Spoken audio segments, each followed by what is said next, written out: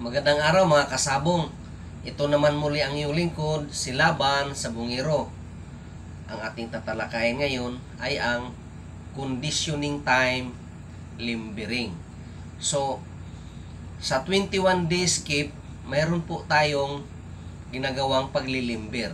So, yun po yung tatalakayin natin ngayon. So, ang limbering ay isang proseso na kung saan ang manok nilalagay po sa folding pin sa 3x3 na sa taas niyan may fluorescent, and din sa baba mayroon niyang mga linoleum or yung sa sahig niya may mga matings yan, or kung may ano kayo parang cockpit kayo, may ilaw na, hindi na kailangan lagyan ng fluorescent. Ayan po. So ang ating purpose po ay para ilagay natin doon para maobserbahan. Ayan po. Sa conditioning time, maglimbir kayo ng 30 minutes kada araw. Start tayo sa D12 hanggang D16. Ito yung kanyang schedule. Maglimbir tayo D12. Limbir tayo ng alas 5 po ng PM, 5 PM.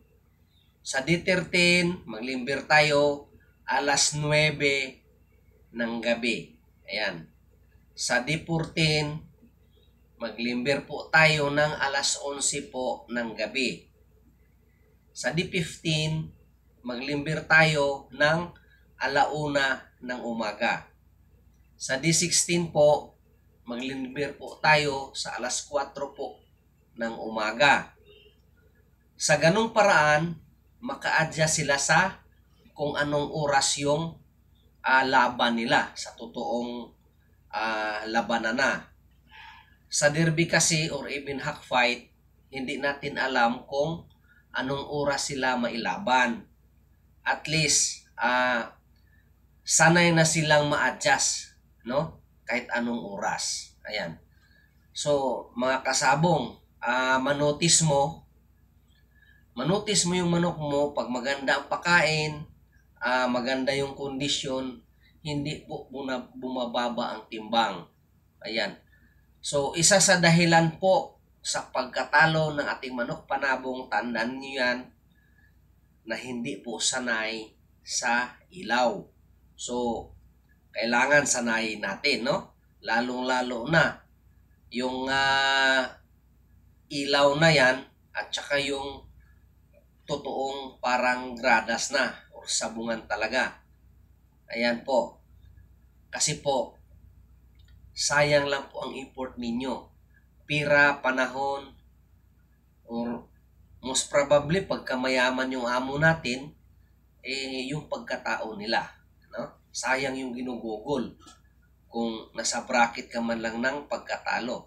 Napakaganda ng seleksyon mo, maganda yung pagkain mo, exercise ng manok mo, pero nagkulang ka po sa limbering, sa pag-iilaw ng manok. Sayang. So, of course, sa limbering po, focus mo yung attention mo sa droppings.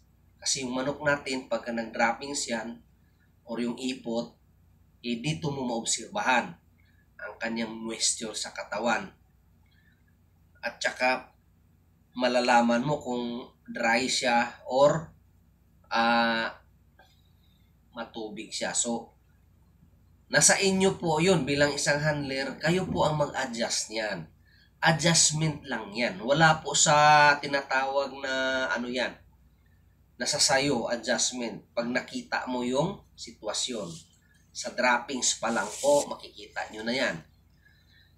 Of course, mga kasabong, ang ibang manok po, hindi po yan magdadrop or iipot kung nasa kulungan lang. So, kailangan mo talagang ilimber. Ayan, para makadrop sila. Studyhan ninyo ang behavior ng inyong panlabang manok sa limber pin. Ang iba, manotice mo kung relax sila or tumitingin lang sa paligid, alerto or magpapabaspas lang yan sa kanyang pakpak, no? Kung mapapansin mo na excited sila, so hindi yan maganda. Meaning, nasaktan yan sila at gustong gumanti. Ayan. So, obserbahan mo rin ang kanyang threshold, no? Of course, dito sa limbiring po, ang inyong manok pansabong sa panahon ng conditioning time,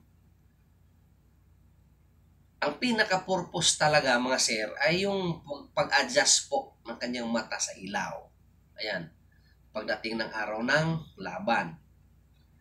Again mga kasabong, turika po mga kasabong, ang paglimbir po ng manok ay isang napaka-importante po sa part ng conditioning.